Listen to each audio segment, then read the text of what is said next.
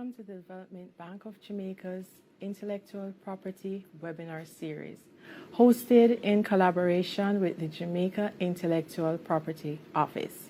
I am Lashana Chetty Singh, Technical Coordinator in the BIGEE program, and I will be your moderator today.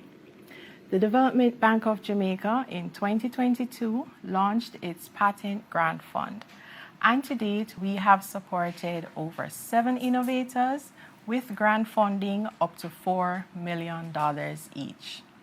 And a part of our sensitization program for inventors and researchers, we have partnered with JIPO to present you with a series of webinars. You may be asking, what is a utility model? Well, we have our presenter, Mr. Jason Wongsam, from the Jamaica Intellectual Property Office, and he will be taking us through what exactly is a utility model, how to maneuver your applications, and of course the benefits to innovators and researchers. Later on, we will have a free discussion with our beneficiary from Zermasol, Mr. Rayvon Stewart, and the team, who will take us through his journey from being a student at the University of Technology, participating in the National Business Model Competition, to now being a beneficiary under the Patent Grant Fund, and how it has helped his company to position themselves to attract investors. I will now hand over to Mr. Wongsam, who will take us through the presentation today, Understanding Utility Models. Thank you, Lashana. Good morning, everybody, and it's great to be here. Thank you for having us today to be a part of what I consider a very important aspect of our new law that came about in 2020. And this is a very new area of intellectual property to Jamaica. So the idea is to get our innovators and inventors familiar with this aspect of intellectual property, right? So what is a utility model, really? So a utility model really is, it's an IP right. It's kind of like a patent for a new technical invention, right? So when you're looking at a utility model, it has a similar properties as a patent, but it is for what you would consider incremental improvements for the patent, right, or the innovation, right? You can file your utility model at the Jamaica Intellectual Property Office. This is the only place right now where you can apply for the utility model, and that is very important that you have to come to JIPO, and it's advisable that you come to JIPO and you get the relevant information as to how you go about filing your utility model, right? So what are the differences between utility model and patents? Well, this is why we're here today. Why do I file a patent versus a utility model? So what are the benefits for a patent or a utility model, right? So first and foremost, the requirements for a utility model are less stringent than that of a patent, meaning that you're going to still have to file the same kind of documentation as a patent because they're very similar, but the requirements for a utility model are less stringent, meaning that it's easier to acquire a utility model than it is a patent. So this is a benefit, especially if you don't have the benefit of getting a developed specification as yet, or you don't have the resources to get a developed specification as yet. A utility model might be a better alternative for you, right? While novelty is always a must, you have to look at the novelty of your invention, right? The novelty is basically it must be new. So when you're looking at a utility model, it must be new. It can't be something that you saw somewhere. It can't be something that you saw in a magazine or you saw overseas and you want to file a utility model for it because you thought it was a really good idea. It must be something new that you came up with, right? The term utility model really it really protects in the same way a patent does, but the term of a utility model is slightly shorter than a patent, right? So the patent office will not necessarily examine a utility model in the same manner that it would examine a patent, meaning it doesn't go through the scrutinies of what a patent would go through, right? And the cost of obtaining and maintaining a utility model are far less than if you are far cheaper than if you were to file a patent itself. So there are various advantages and similarities to the patent and the utility model. So this is an idea that you might want to consider before you go through the process of getting intellectual property. Now, it's always recommended that you get some form of intellectual property, but it all depends on what best suits your needs.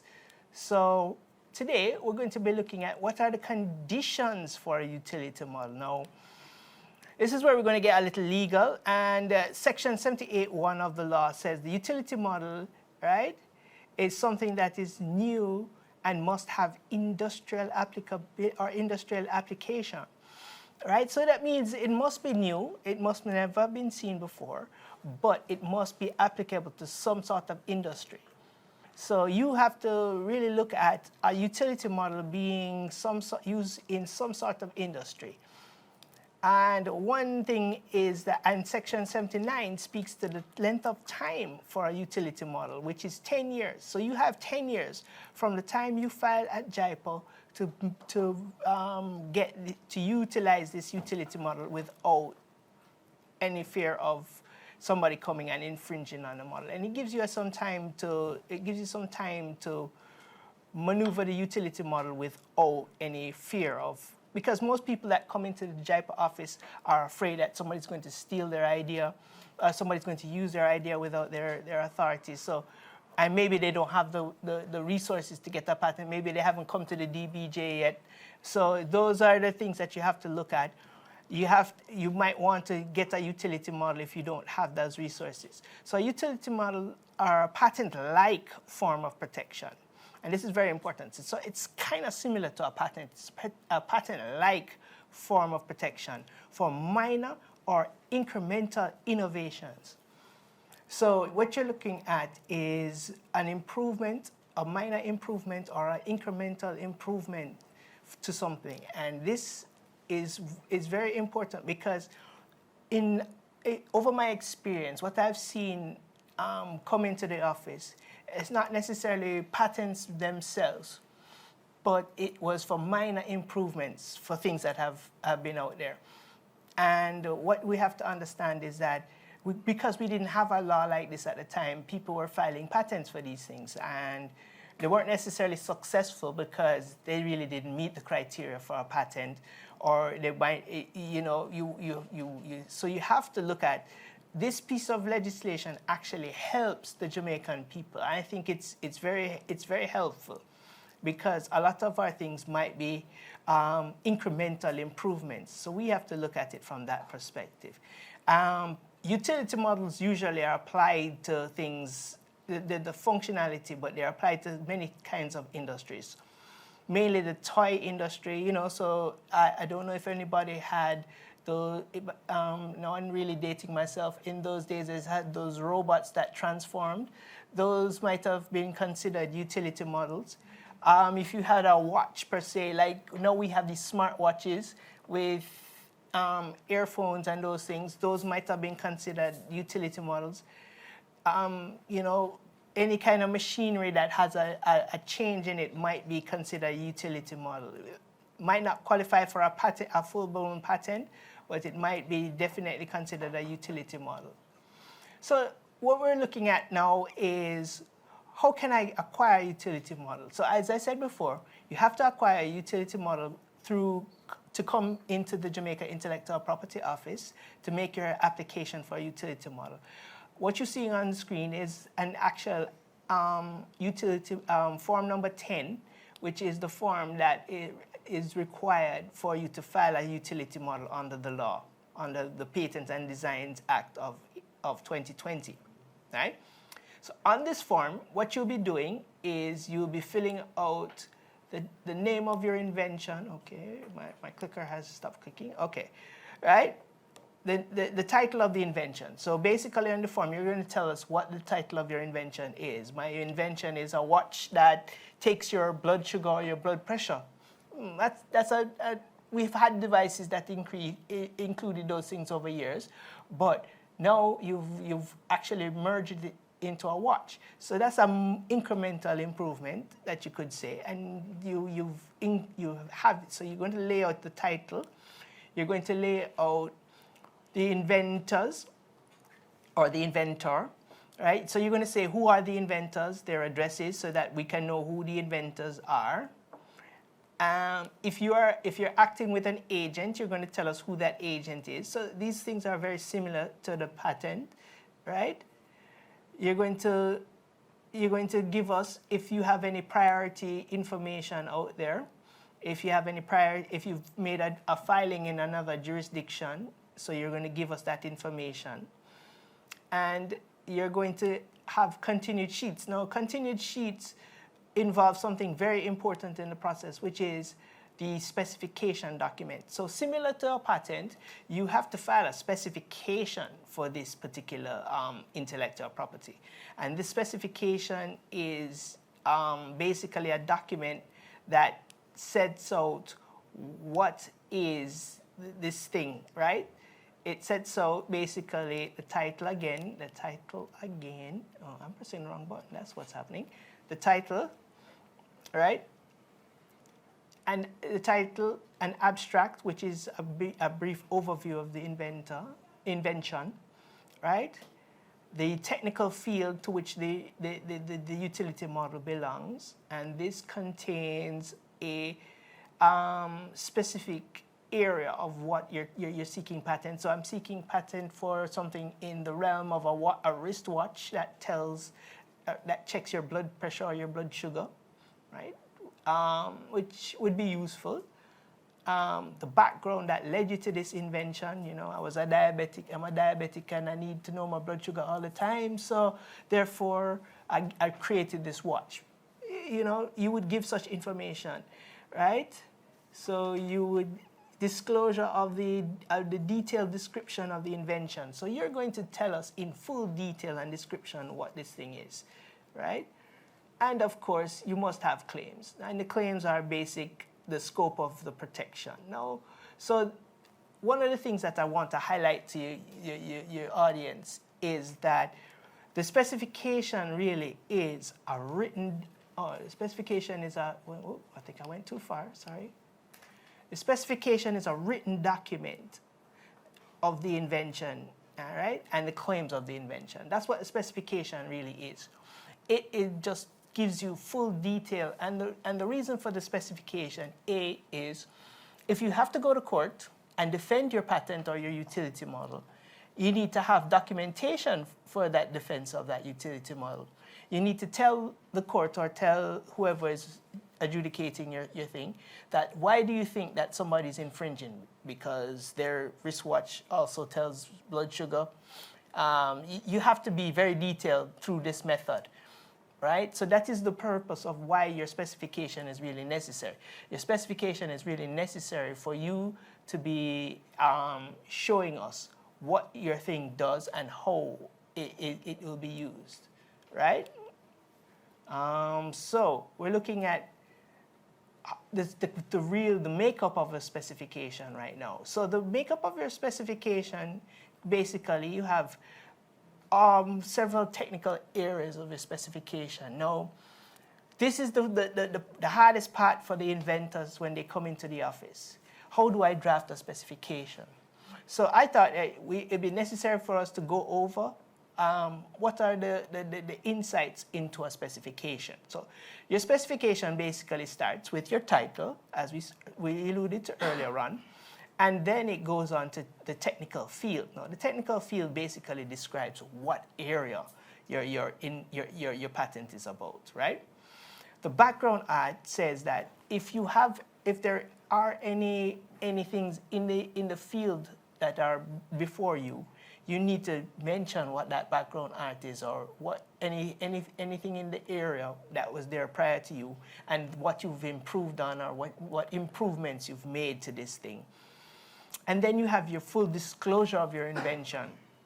Right? Now, the full disclosure of your invention really is full disclosure. It is disclosure meaning everything that's about your invention. How do you create it? How you make it? How it works? Anything. So full disclosure is really detailed information, and this is where some people really struggle, because they don't really want to give you full detail. Now, how is the IP office going to protect you if you don't give us full detail, right, on how it works? And I understand that you want to protect yourself, but the thing is, you have to give the detail in order to protect. And if you forget to put details in your specification, what happens is you open yourself when it gets onto the market for people to say that, oh, but you didn't mention this in your application, right? And if you didn't mention this in your application, then it's not protected, right? So you have to look at those aspects when you're saying about your protection of your intellectual property. Then you have to look at any drawings that you might have. You might have to, what happens in your description of your invention, you might have to make illustrations for your invention. And those illustrations it could be referenced in a particular area, or it could be making reference and illustrations throughout the article, the specification itself. And this is something that you need to do. So one of the things that I would say is that you need to have one section of your specification dedicated to highlighting basic elements of your drawings or of your article that you might have to draw or articulate in drawings, right? So your description should also be describing the best method for carrying out the invention or performing the invention. Now, there might be 10 ways to do everything, right? But you've come up with this most efficient way, right? We need to know that efficient way. If there are 10 ways to do it, we need to know the best way to do it, right? And that's the importance of carrying out and performing the invention or the best method of carrying out this invention. We're also looking at, you need to give us the area of industry that this invention or this innovation or invention might be used. So is it going to be used in agriculture? Is it going to be used in the home? Is it going to be used in any machine or any machine industry? Is it a process? So all of these things have to be considered. So you are going to put together a document containing and outlining these elements in order to gain the protection. And first and lastly, it's the claims. Now the claims are a very detailed part of your specification, because the claims basically outlines your scope for legal protection. Now, this is the most intricate part of your specification, because if your claims are not framed properly, then you might lose the invention altogether. So the documentation is very detailed, but I encourage you to utilize these details, because these details in a lot of instances might be the instances by which your court cases are won and lost. So if you're going to take up the mantle of trying to be an inventor, which is a difficult mantle, I might add, you have to go through this process. Now, if you're not skilled in the art of drafting, I do recommend trying to get somebody, because if this idea can make as much money as you think, you need to do it. You need to go through this process, right? And so you need to get help, in essence. And one of the ways you're going to get help is you can go, through your IP office, or I know the DBJ offers help for certain aspects of intellectual property. You need to find out what it is that you can do to help you in this matter, right? So this is just a simple example of what a utility model might be. So say that the ballpoint pen has been in existence for hundreds of years, right? But you notice that, after a while, the quality of the ink, it deteriorates. So you're saying to yourself, what is the rationale for the quality of ink deteriorating? It gets hard. And you're saying, what would be a good solution to fix this problem where the ink is getting hard? So a good problem might be, okay, did I have my pressing the wrong? It's just not working with me today. Huh? Or have I pressed it too many times now? Huh? There we go. I just needed to give it some time. Right? I've come up with a top to go on the pen to prevent the ink from drying up. So that might have been an incremental invention for the pen, or an improvement for the pen. No, the life of the pen is extended once you put the top on, and it prevents the ink from drying up. So this is basically what a utility model really would entail. The utility model would say to yourself, you've come up with this thing and you've just made a minor improvement to it to make the product overall better, right? Or, so maybe there are some fundamental differences between a utility model and a patent, right? So if you look at my example here, this is an example where we had a scooter back. Well, I don't know how far back the scooter goes, but I'm thinking it goes back to the 50s. And now somebody has come up with a different form of the scooter. Well, I would speak to the audience, but I'm sure you guys are too wide. But I can speak to the people here. What do you think? Utility model or patent? I have some people in the audience, and I'm just going to poll the audience. Utility model or patent? Patent? Okay, I'm getting a lot of patents. Looking at it, it functions the same way, right? It functions the same way, it carries you, right? But it actually probably is a utility model because there's no improvement, right? Maybe the improvement, I don't know, maybe it gets more miles to the gallon on that, but that is a definite incremental improvement, right? So that is what you're looking at when you talk about the utility model versus the patent. Sure, it's an improvement. I would consider it a segue. Would anybody say that's a segue? That has some sort of improvement over but it's definitely not a patent, but it is a utility model. So what are the fundamental main differences between a patent and a utility model, right? So the first thing is that the utility model, right, is less, it's for incremental improvements. So therefore, it's less stringent to get on a patent.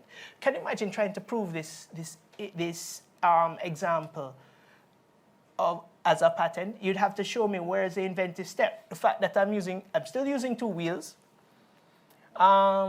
Maybe I could go from the perspective that one probably uses a battery versus one using gasoline.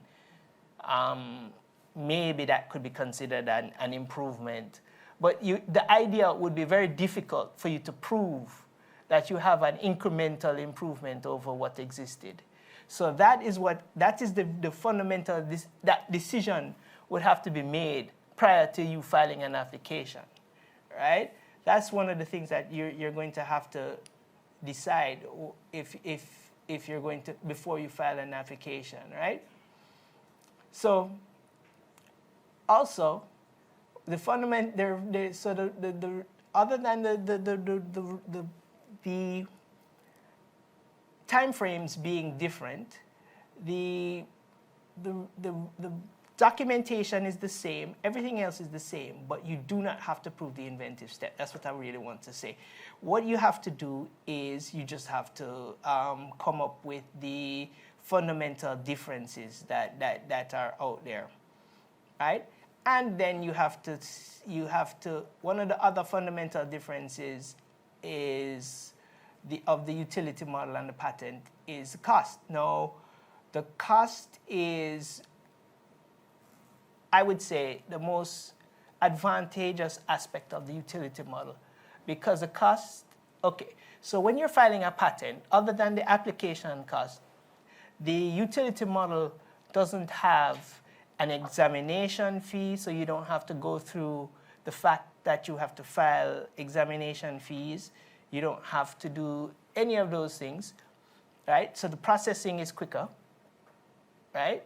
Because in the patent realm, one of the things that takes the lengthiest amount of time is to have the patent examined, right?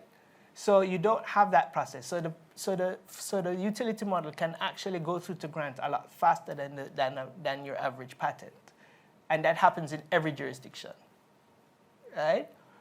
Then you look at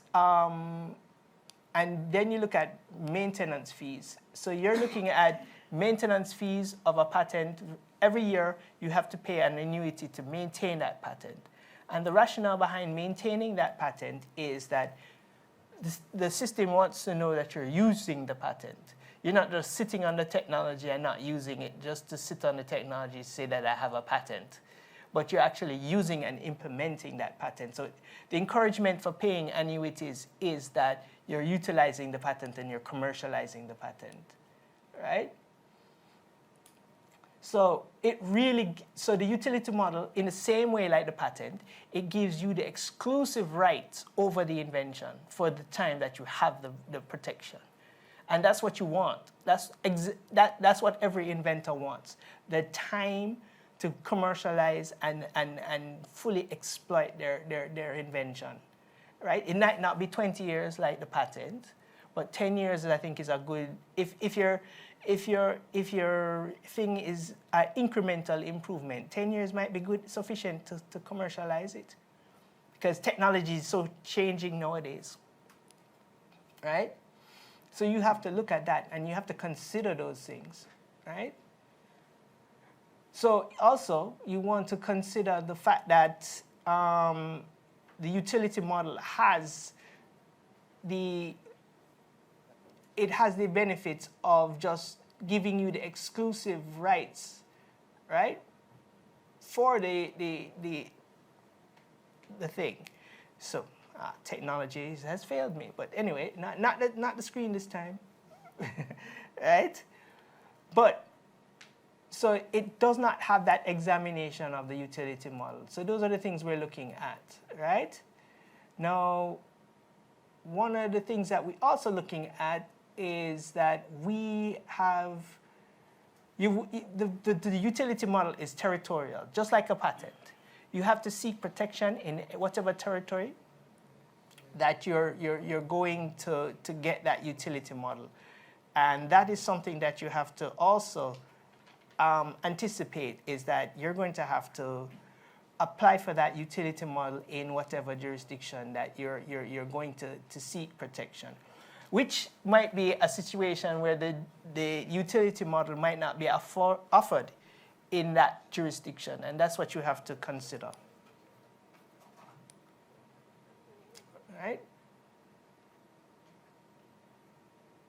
Okay, so I'm just trying to, my technology has failed me, but okay. So, right. What should be done prior to filing? You definitely need to find out what is out there. If your technology already exists and you're making an improvement on that technology, you need to find out what exists out there and are you infringing.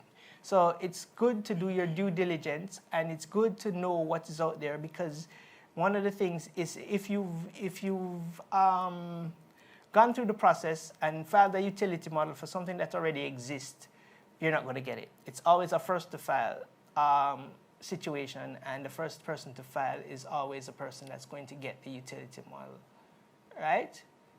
Can I obtain both, a patent and a utility model? No, that's an interesting question. The answer is no, right? You can't have both. You have to have either one or the other. Because the rights are so similar, You have to have either one or the other. And this is very important to note, because I've heard people say that they want to have a patent and they want to have a utility model. Now, what you'll have to do is before the utility model is granted, you can always convert it to a patent, right? But you cannot say I want to file a patent and a utility model. That's not how it works, right? And I'm just trying to. You want to have either or. You want to convert, so you have to make up your mind. Usually prior to filing the application, what you want to do, and maybe you can't help yourself, but the examiners at JIPO will say to you, okay, this is not a patent, this is not a utility model. You might want to consider a patent, and then what you will do is that you'll have to convert it, right? So Section 76.1 allows you to convert your patent to a utility model, and Section 78.2 allows you to do the inverse. So the legislation will allow you to convert, right? What is the cost for a patent? No, this is something I've been avoiding deliberately. So the cost of filing a utility model is $10,000. Which is significantly cheaper than a patent if you've tried to file one. The registration of that utility model is $3,500, right? And if you want to convert your application to a patent, it's $15,000. So it's good to know what you want before you come to JIPO, and it's good to know before so that you don't have to go through the cost of converting. Now, unlike a patent, as I said before, is that you don't have to pay a maintenance fee for the patent. Once you get the 10 years of protection, that's it, right? Now the advantages of a utility model is that it is quicker and it's easier to apply for a patent, right? The utility model basically allows you to file. It gives you that whole structure of a patent. I think that's the basic advantage of the utility model. It requires not as much. It doesn't give you as much. I mean, it doesn't have as much. It doesn't have as much detail as a patent, although you might be required to file as much detail, but it doesn't. But it is really significantly cheaper. It's less stringent, and that is it. Thank you very much. I think I went over my time. But for further information, you can visit us at www.jipo.gov.jm, and you can call our offices. We're located at 18 Trafalgar Road. And you can come into the office and ask for anybody, and we'll give you the relevant information and the relevant assistance. Thank you. Any questions? Thank you so much, Mr. Wong Sam. And I'm sure everyone is now aware of what a utility model is. And we have a question from Kadeen. She's asking, what if the utility model is an invention that exists, but you have enhanced it to meet the needs of the evolving industry? Okay. That is, the specific feature is new? Okay, so that's a very good question. So what I was trying to say throughout my presentation is that you see that incremental improvement that you've made to the thing that exists already. That is where the utility model is. So you would be able to get that for that improvement that you've made to it, and that's important to know. So you can't apply for the whole pen itself, but you could apply for the top that you've added to the pen, and that's the utility model right there. So that's really good. Okay. And for another question is, how do we actually conduct a search to find out if someone has a similar invention?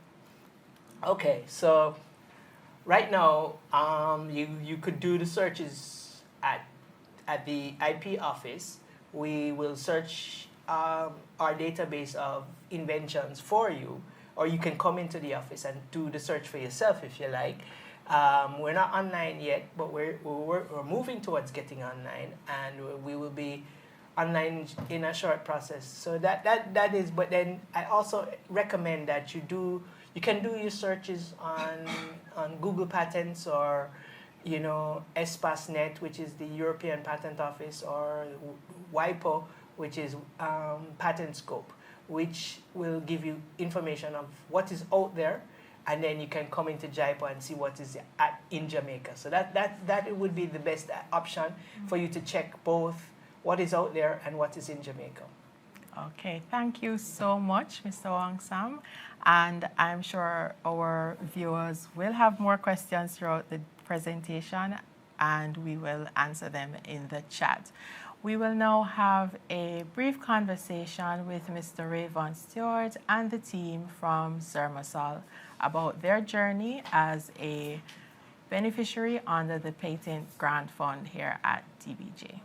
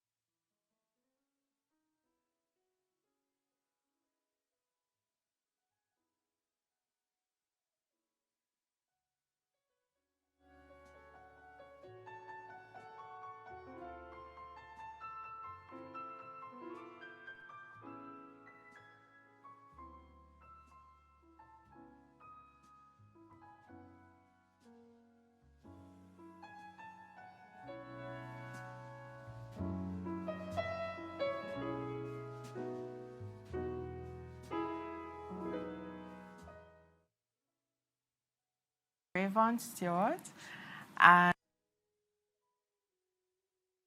as a young inventor, and also his experience as being a beneficiary of the DBJ's Patent Grant Fund. Thank you for coming. Good afternoon, everyone. My name is Rayvon Stewart, founder and CEO of Zermosol. On behalf of the Zermosol team, we want to say a big thank you to the Development Bank of Jamaica for supporting the entrepreneurial ecosystem in Jamaica. This is evident through the National Business Model Competition as well as the University's Business Model Competition, where Zermosol was born. We also want to thank the Development Bank of Jamaica for their grants and support services that they provide. As it relates to our journey, Zermosol, which is a health tech company, was the winner of the 2019 UTech Business Model Competition. We then progressed to the National Business Model Competition, where we placed fourth. This was initially kind of daunting. However, we were selected by the International Business Model Committee, who gave us the opportunity to represent our country on the international levels. A turning point in our journey came when we were invited to the Commonwealth Health Ministers meeting in Geneva, Switzerland by Baroness Patricia Scotland, which gave 56 health ministers across the Commonwealth the opportunity to view our product. Upon returning to Jamaica, we knew we had to aggressively protect our intellectual property, such as filing our trademarks and our patents locally with the Jamaica Intellectual Property Office, or JIPO. The JIPO team definitely went above and beyond in assisting Zermosol in protecting our IPs. And for this, we must say a big thank you, especially to Mr. Wang Sung and Mrs. Herdsman. Based on some of our business processes, such as going through manufacturing, we knew we had to file for WIPO patent, as this gave us a lot more coverage. This definitely put us in a better place to do better negotiations with our potential investors. Now, I will yield the floor to Mr. Kirkland Rowe, COO and Director of Zermosol. He has played an integral part in the designing, filing, and receiving of the company's WIPO patent. Thank you very much. Yeah, good morning. Just to share a little bit on the journey of the WIPO patent. It was something that we knew, as Raven said, that we wanted to do.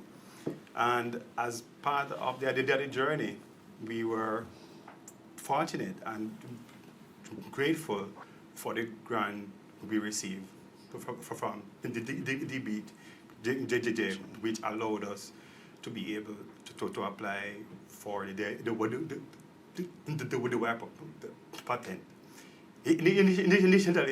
Initially, it seemed like an insurmountable task based on what is required. But fortunately, we had people around us who were able to provide the advice and the guidance that we needed. Particularly, JIPO played an important role in the initial advice. Then we were able to make connections with various persons who provided advice on where we could go, the lawyers we needed to talk to under the process. And the times to share all to the others as well. Some of whom really took an active role in advice. And so we are grateful for the pool of people, our advisory board as well, that we're able to draw on, who provided the guidance that we needed. Eventually, we were able to identify attorneys who had the required expertise to be able to assist us. And this is one of the things I'd encourage persons who are seeking patent that to get an attorney, especially an attorney who is informed about the particular process. Regarding the WIPO, we were able to get in touch with an attorney who had the expertise. From our initial meeting with him, we realized that he had the experience and the requisite background to be able to assist us. Another important thing on the journey that we did and we got advice is that we signed a non-disclosure agreement. Now, as part of an inventor's journey, as you interact with different people, people will always want to know about your product. It is critical that apart from the patent protection you receive, that as you have the various conversations, you ensure that your product is protected. So we were able to sign we got the attorney initially to sign the non-disclosure agreement. And then we were able to engage in very free discussions. Now, to get to file the WIPO patent, a vast amount of information is required. We had to prepare the technical specification for the invention. We knew we had an invention, but receiving the protection was necessary internationally because of where we expect that the product will be utilized. And so we had to prepare the necessary paperwork and the specification just to give to the attorney. Then the attorney, to his experience and team, was not able to prepare the application, the document, and essentially converted our technical specification into the patent language that is required by WIPO.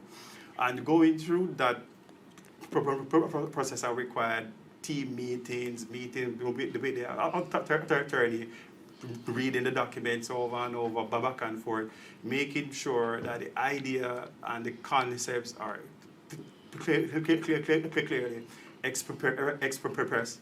I'm an engineer, so I like engineering the language, but the WIPO patent application, it has to be very clear and written a particular way. And so the attorney was able to do that for us. Then once we were comfortable as a team, and the attorney as well was comfortable, the patent application was filed. And after that, it was a waiting